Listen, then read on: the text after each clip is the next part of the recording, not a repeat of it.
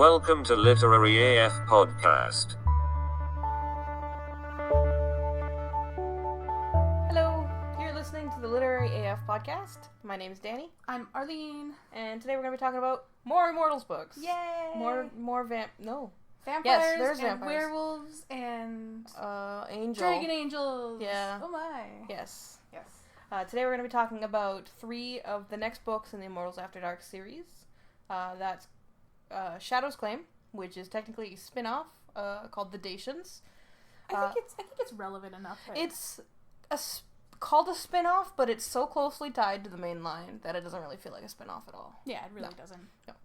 And then there's MacRieve, which is one of the MacRieves. The Monroes. I was going to call them the Monroes, and I was trying really hard not to. But his name is Uliam MacRieve. His twin brother is Monroe MacRieve. We're almost there. There's a lot of Monroe in this book. There's a lot of Monroe in this book, yeah. And the last one is Dark Skye, which is Sabine's sister Melanthe and Thronos Talos, Prince of the Sky. The Reckoner Knight. Yeah. I love him. But that's just the name itself is. We'll get to it. His name is well, but yes, I'll reserve my thoughts about Thronos Talos. Thronos Talos. But all right, Shadow's Claim. Shadow's Claim. Yeah, this is the other book that Danny and I disagreed on, as in terms of. Yeah, we did. Yeah. This time, not because of the dude, but because of the lady. Yes, Bettina. Yeah, Bettina. I hate that name. Just straight off the bat, I hate the name Bettina. I think it suits her. Let's put it that way. It does, yes. It suits her very well. Because, I mean, the name Bettina to me calls to mind, like, a very, timid, pampered girl, kind of, like, I don't know, simpering, I think is the right word. Yes. And she was very much all of those things. Yes. But I could appreciate that she was young and traumatized and pretty much like a princess in a tower, and so I think I was a little bit more forgiving of her flightiness than you were. I wouldn't even necessarily call it flightiness. She's whiny. She's whiny. And she's sandwiched between Ellie and Chloe. Yeah. Who are both extremely strong heroines. And Bettina is just mewling the entire time. She really is. Yes. But I don't mind that so much because there are so many of these super strong, powerful, fighty ladies in this series that when there's a break and there's a nice soft little girl where I kind of like, okay, this is different. Right. And so at least that's notable to me too, and I kind of like that. I would say the weakest heroine we've seen before Bettina was Holly. Yes. And Holly still had a badass climax where she kills a fucking troop of Wendigos, and she's cool and she's badass. And Bettina never gets that moment. No, she really does not get her defining, I'm not a weak, simpering, mewling little girl. I'm a strong character. I think, though, that she was never really meant to be that kind of strong. Like, to me, I think that her strength is in, well, recovering from her trauma, first off, and then second off, just becoming an actual strong monarch for her people. Yeah. I think, to me, that's where her strength lies, and that, I think, was the most important part of her story for her. I know that you have different feelings than I do about the, I guess you could call it love triangle. Well, it's absolutely a love triangle. It is absolutely a love triangle. Love triangle. I hate love triangles. I hate love triangles too, but I think I was more patient with this one because to me it seemed like she knew pretty early on that she really cared for Trehan, that she really cared for him, and I think part of what kept her on Cass and being like, oh, but I love him, was her kind of arguing with herself about it. or just going back to that because it was comfortable. And it was... she loved him for so long at that point, and I think she was really kind of lying to herself even about how much she loved. 100% lying to herself the entire time. Yeah. Because Cass clearly explains his point that, first off, Caspian is her best friend. Yes. And they are, like, similar age, and he's just been her best friend forever. Well, she's recovering from trauma from being attacked by a bunch of Reckoners. Yeah. And she decides that she's in love with Caspian. Yes. And she makes this extremely clear to Caspian, who is not into it at all. Yes. And he says to her, no, and that he is a demon, and demons have a fated mate. And they need this mate to break their seal. And this mate is there forever. And she is not his mate. And he says this repeatedly. Bettina, you are not my mate. I will never love you. And she's still clinging to just the smallest shred of hope that he will love her anyways. But I mean, that's kind of standard crush fare. But this isn't... I know it's different. No, okay. That would work. Love triangles work in a YA novel. Yes. They work where it's not guaranteed which guy she's going to get in a relationship with. Yes. That is a different kind of story. This is a romance novel. You know who she is going to get with reading the back of the book. Also, too, she's really just clinging to something where, like, there's no maybe he'll like me one day. He will never, ever, ever, ever, ever, ever change his mind about you, Bettina. It is impossible. There's black and white to this argument. It's not gray at all. He will not like you. He likes you, but you're not his fated mate. He will never love you in that way. But so Sarah don't have fated mates. And No. so, because of her youth and her trauma and attachment to him, I understand why she was so, like, staunchly like, no, but, and then after a while it became, but I want to, but this is what I'm used to, but this is my go-to, and I'm going back to it because it's safe, versus Trahan, which is unknown and not safe to her. So I think, to me, part of that was her trauma reaction, rather than, you know, any insistence on, like, but Cass, but I love Cass, but I maybe don't love Cass as much as I thought I did, but I love Cass. Like, to me, like, it was less that and more her just trying to feel safe, because at that point so much is happening and already her future is totally uncertain. So the plot of this book is that there's a tournament in order to marry Bettina and rule the kingdom as her king. Yes. And there's, like, everybody from the lore can compete in this tournament, and you got, like, a bunch of really gross monsters, and you got, like, a werewolf, you got some assorted demons, and then you get Trahan, who is a Dacian vampire, who is actually there to kill Caspian, because Caspian broke some rules of Dacia, and that requires he be killed. And then Trahan sees Bettina, and is like, oh no, I'm in love. Hubba hubba. Yes. I'm gonna sneak into this girl's window in the middle of the night and look at her while she's drunk, sleeping. Yeah. Where have we heard this before? And, Trahan gives up Dacia. Yes. Because once he gets seen by other people, he cannot go home. Yeah. He gives that up to enter the tournament to win her hand.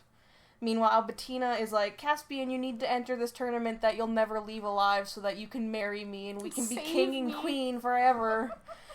And Caspian's like, no, I don't want to. And then he ends up doing it anyways. Because she's his best friend and he does best want to save her. Yes. So, good guy Cass. He enters the tournament, and now nobody gets out of this tournament alive. You either win the tournament alive and marry Bettina, or you're dead. Yeah. That's it.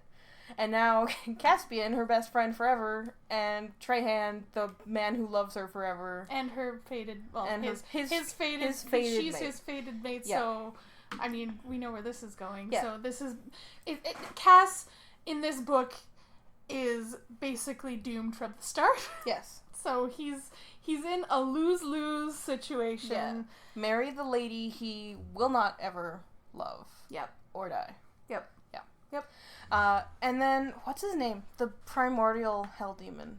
Gorlov. Gorlov is, like, the big, Gorlov. like, enemy of everybody in this tournament. Like, he's the guy to beat, because if he gets cut, his blood spawns demons kind of thing. He's like a primordial king of hell kind of thing. A 12-foot tall primordial king of hell who is disgusting and hideous. Yes. And Bettina fears for her pelvis. Yes.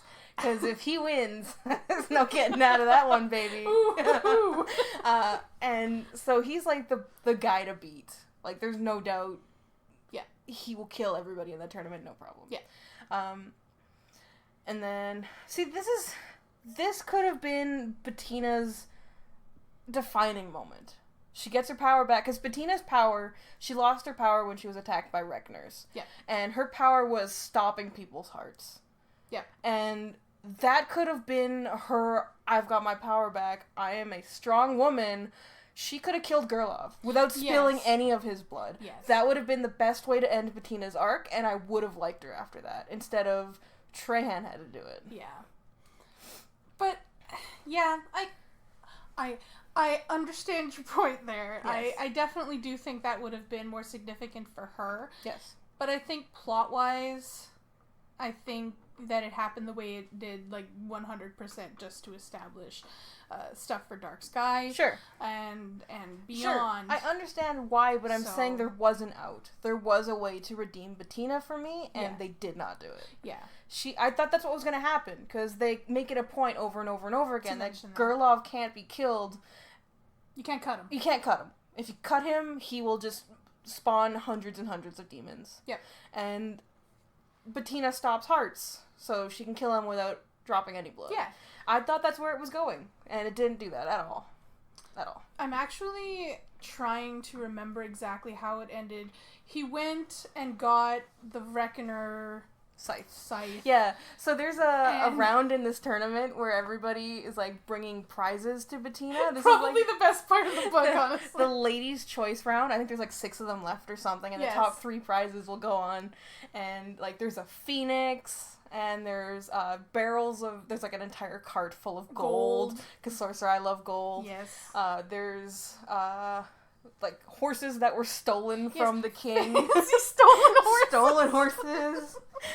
You got jewels, some tickets to Deadmau5. Yes, tickets to Deadmau5. And then Trahan gives her the heads of all the Reckoners who attacked her. Oh, like, just a burlap sack full of Reckoner heads. Yeah, that was pretty good. That was really good. I mean, I kind of saw that coming. Yeah, absolutely. But at the same time, like, bold moves, man. Yeah.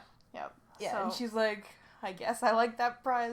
I guess that's like second place, a bag full of heads. Yeah, maybe. Bag full of heads. But at the same time, he went and stole their magic scythe. Yes. And then he had the magic scythe, like, altered, and he used that scythe to kill Gerlov. Yeah. And it was, like, burning so hot that it cauterized the wound as he cut him. Yeah, so no blood. No blood. Yeah. Okay. So that's how it happened. So the Trahan wins this fight with Gerlov, and then the last round is Trahan versus Caspian. Of course. And Bettina has, like, set up a way for Caspian to be pulled out of the competition. Essentially, she can call for mercy to save Caspian. To save a competitor, quote unquote. Yeah. And yes, to save Caspian in this case, because it's been established that Trahan will spank him. Yes. Like a small baby. And this is especially where Bettina loses me.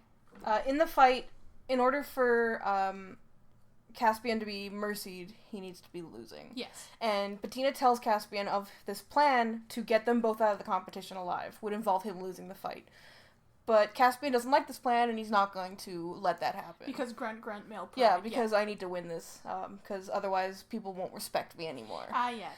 And he's not backing down, so Bettina, instead of talking to Trahan before the fight, telling him what the plan is, she stops Trahan's heart during the fight, and he loses the fight. Yep, because she calls for his mercy instead. Yes, so he loses the fight, Caspian wins, and now Caspian has Bettina's amulet or whatever. Yep. He's technically the victor, he's gonna be king kind of thing. Yep. And Trahan is super mad, understandably. Super mad. He was also poisoned just before this fight, by the squire of a vampire that he killed earlier in the book. Yeah. And he thinks Bettina did that to him as well, because sorcerer are known for their poisons. Yes. So, through circumstances, he can go back to Dacia, and he does that. Because they had just got Lothair back. Yeah. And Lothair was like, oh, fuck all your rules. This is mine now, and Yeah. I do everything I want. Yeah. And yeah, sure, come home, whatever. It's Yeah. fine. Yeah. It's fine. So, yeah. And so he goes home, and Bettina and Cass become...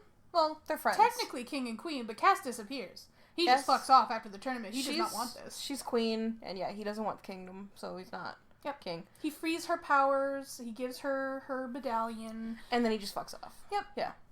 Because he needs to be stronger. Because people still don't respect him for what happened. Yes. So he lost every situation in that one. Yeah. I really feel bad for Cass in all this because he was trying to do the right thing whole time. He was, but he's also like just a shitty guy. Yeah. He's kind of just A shitty guy. Yeah. But yeah, like I appreciate that he was trying to do right by his friend at least. Yeah. So yeah, I mean yeah, all of his shitty ego business and other things which I will soon read about. Yeah. Aside, yeah, and then. And I don't actually remember how most of this book ends, because by this point I had just written most of it off. Oh. Yeah. I don't remember much either. Yeah. Because I pretty much was like, oh, okay, they'll be mad at each other for a little while. Yeah. And then they'll hook back up and everything will be fine. Yeah. And that's exactly what happened. Yeah, that's basically it. They still were like, okay, well, we had a misunderstanding, everything's better now. Yeah. Trahan is the king of wherever it was. Abaddon. Yeah. Yeah. Actually, I don't even know if he is the king of Yeah, Abaddon. he is. Is he? Yep. I thought that she ruled alone. Well, it's because technically of her kingdom, Dacia, but they're blah, blah, married, blah. which makes him a king. Yeah. Yeah. Technically. Yeah. I mean, technically not. It makes him a prince, but... Whatever.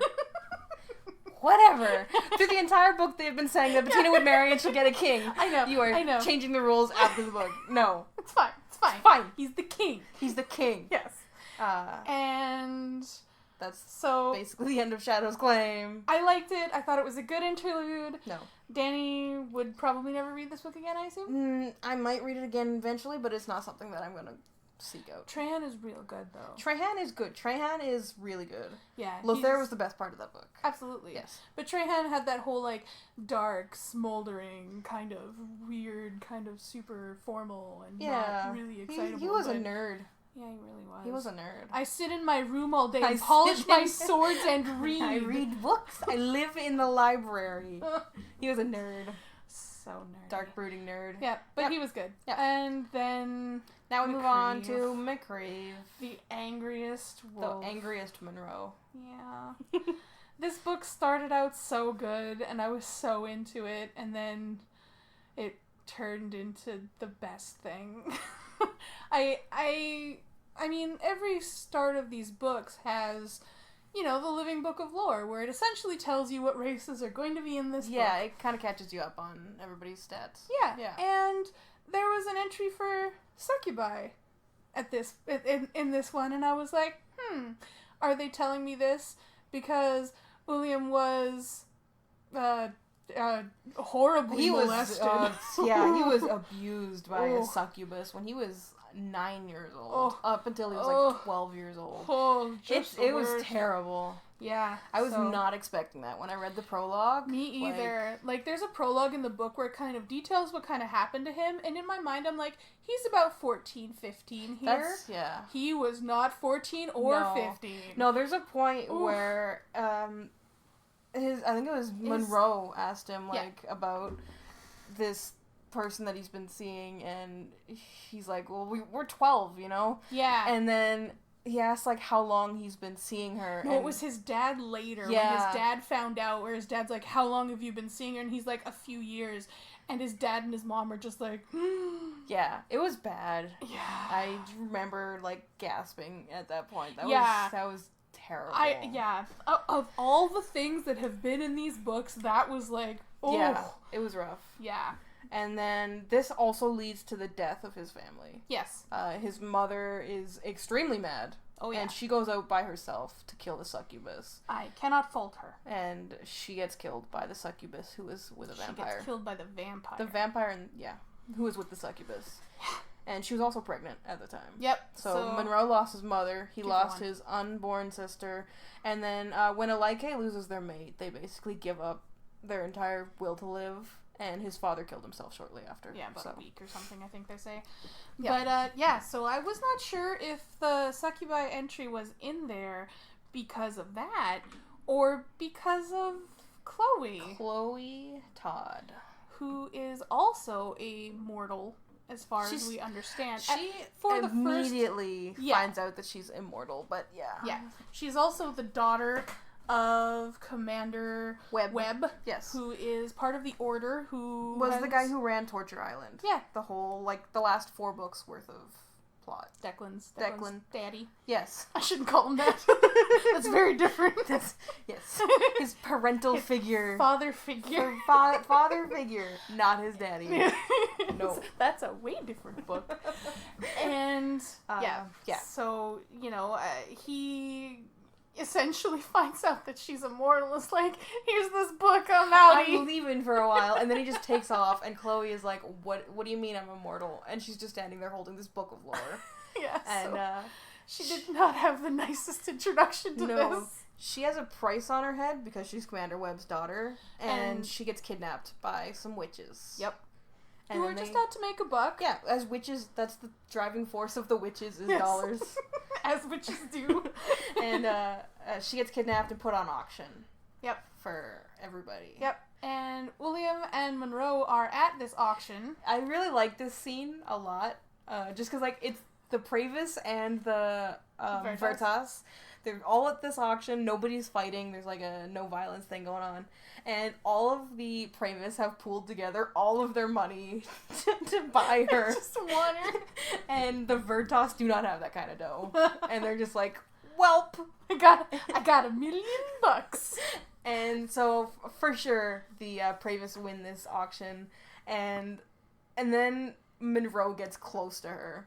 Yes. And he's like, it's not Monroe, it's William. Yeah, it's William. MacRieve.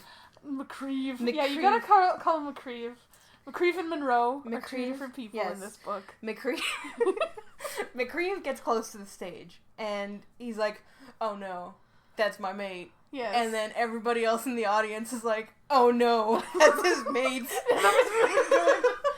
Also, just the other kind of best part is Monroe actually smells her first. No. William smells her, and then Monroe smells her and like, that's my sister. And he's like, oh! What? MacRieve is like, immediately, I'm gonna fight you. We're twins, but I'm gonna beat the shit out of you because this one's mine. What do you mean you smell my And then Monroe is like, well, no, I smell her because she's my sister. And then MacRieve, calms the fuck down. It was so good. It's really good. So good. And then there's a scene where the Praevis are like, but we paid for her, and try to take her. And then MacRieve is like, not having nope. That. No. And he takes her back.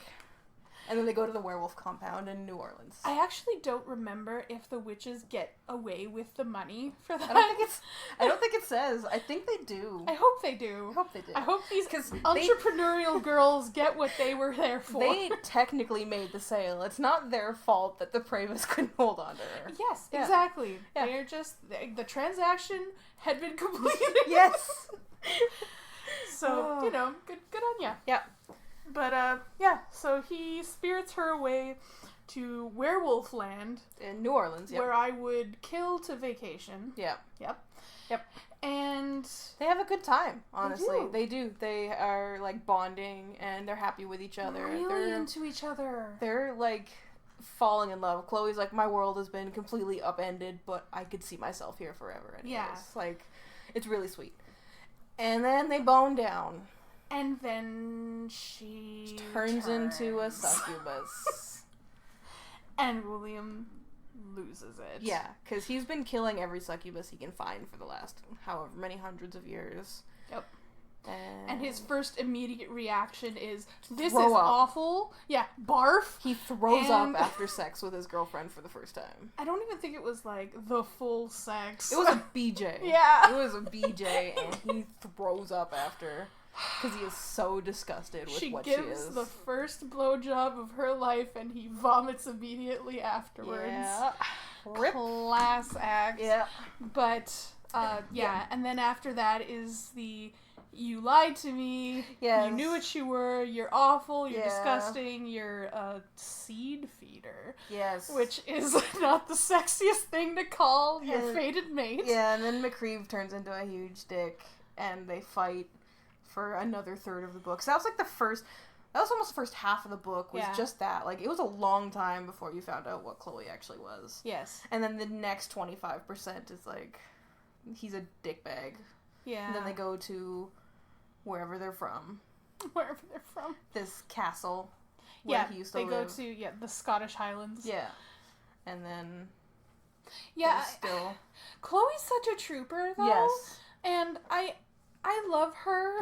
Yeah. I love that her first impulse when she's turning physically, and her hair, which she has kept, like, cropped super short because she was sports she star. was an Olympic hockey, or an Olympic soccer player. And she's had her hair cut for so long, and, like, because she's a succubi, her hair is growing long, and I assume, like, because it's sexy and beautiful, like, long hair. She cuts it every morning. And she also, like, she had a bunch of scars on her knees and on her ankles and stuff like that, where she'd needed surgery from soccer injuries and stuff like that. And those all disappear when she changes over to a succubus. Yeah.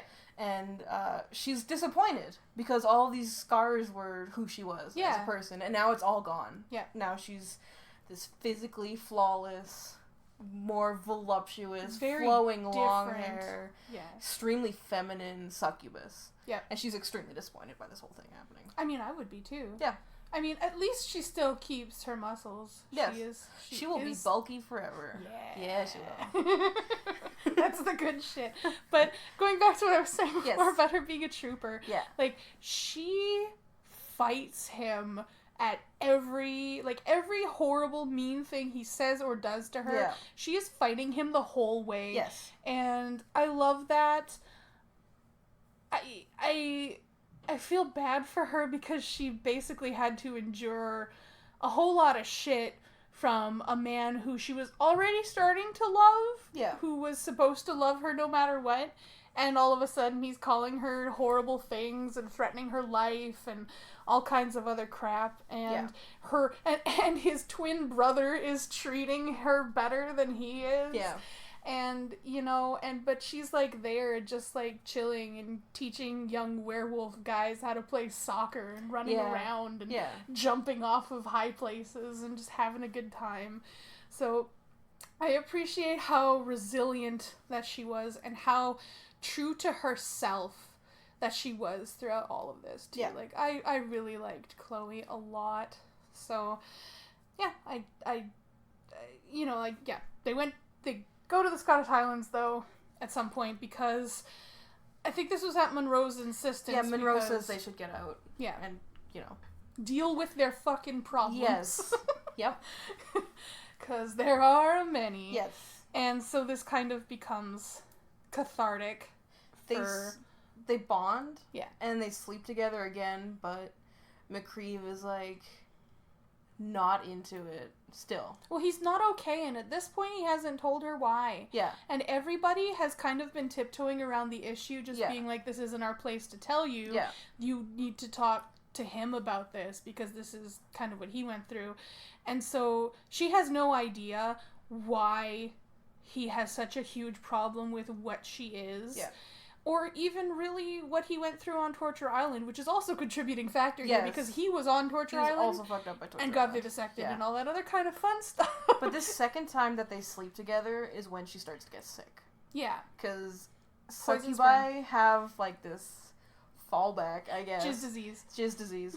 They can force. So succubi have this ability to force people to sleep with them, but it only works once. If they sleep with somebody who does not want to sleep with them a second time, they get sick. Yep. So well, it's if they hate you. If I think it is.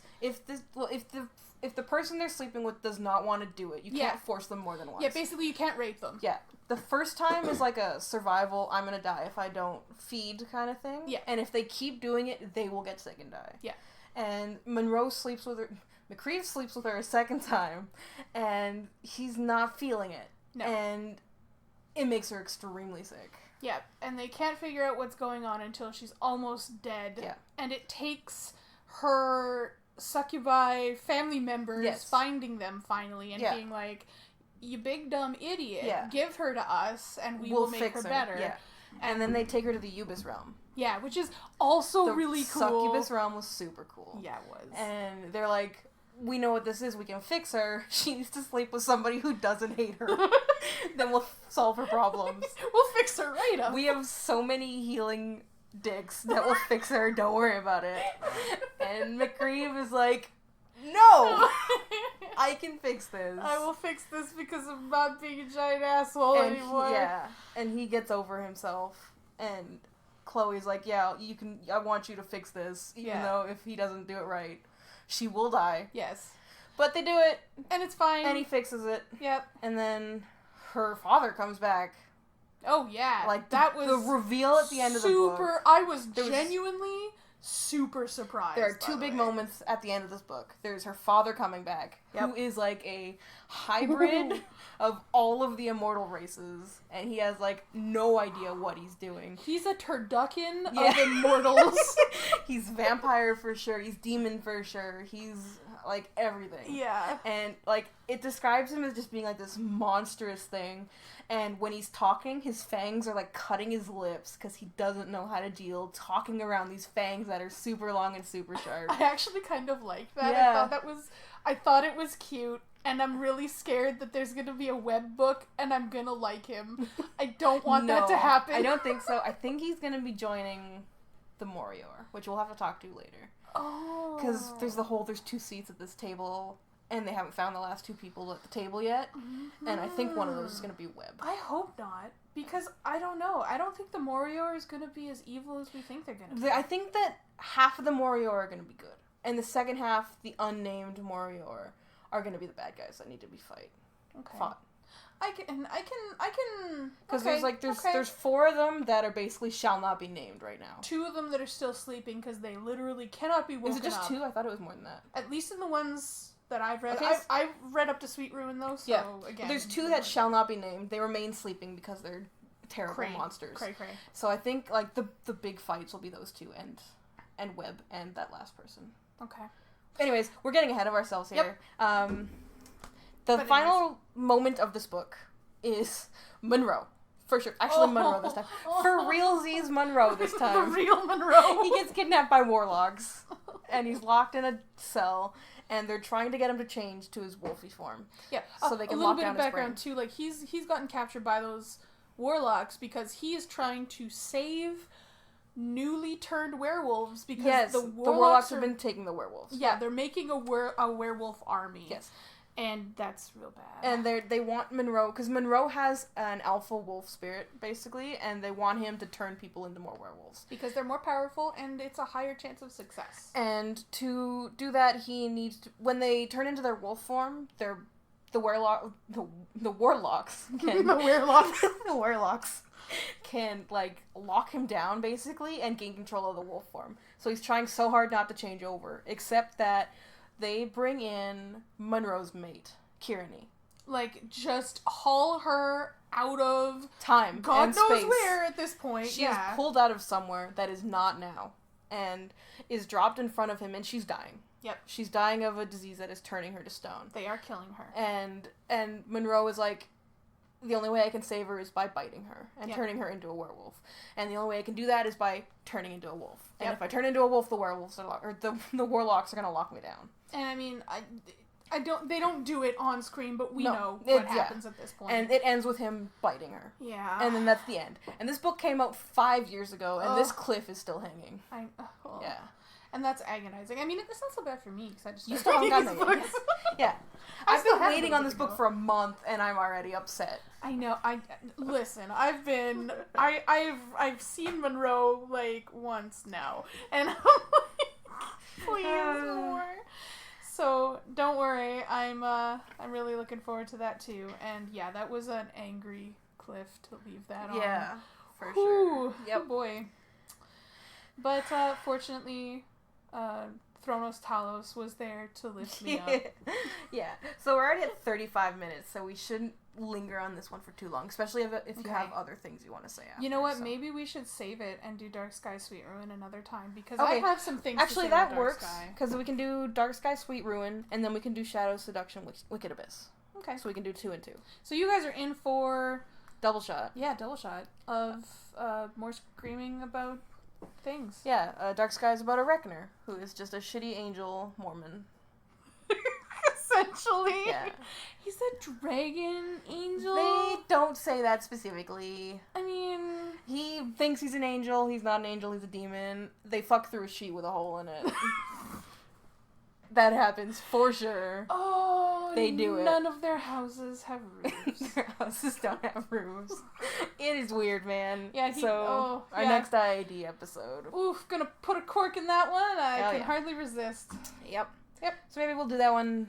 We should probably do that one next month, so it won't be Yeah. until next time or next month. So look forward to that, guys. Yeah. And at some point, Immortals After Dark, we won't be able to talk about them anymore. We have 2 more Immortals After Dark episodes till Monroe comes out, and then we can just do a whole episode about Monroe. Yeah. Yeah. Okay. Do you have any final thoughts on MacRieve Shadow's claim?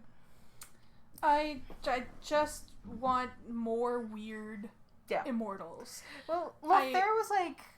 I feel like Lothair was the peak.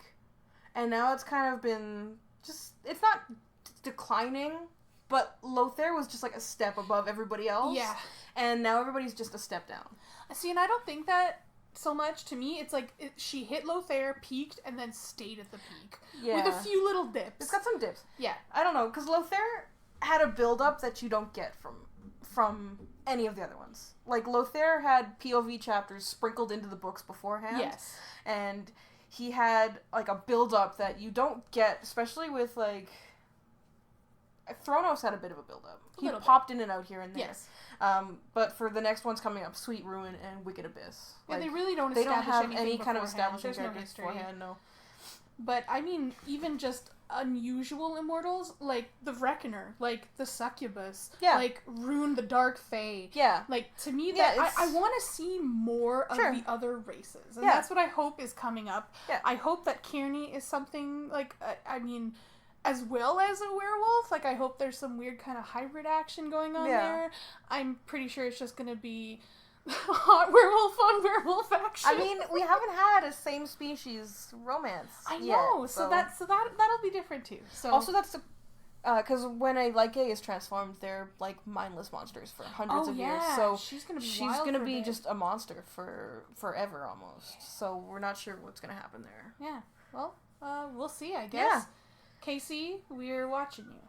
Good old Cressley Cole, please say something. Please. I want to pre-order this book. Just let me pre-order this book. I'll throw my money at you, Yeah. I promise. Yeah. But, so where can they find us? They can find us on Facebook, LiteraryAF. We're on Podbean, Spotify, iTunes, YouTube, LiteraryAF. You can find us on, you can find me on Twitter, LiteraryAFPod. And our Gmail, literaryafpod@gmail.com. You can find Arlene at CatFaceGargoyle on Twitter and Yuna on the floor screaming. Screaming again. We had to kick her out because she was getting unruly. And she's back to scream some more. Yep, it's great. So we're going to end it now. Thanks, guys. Bye. Bye.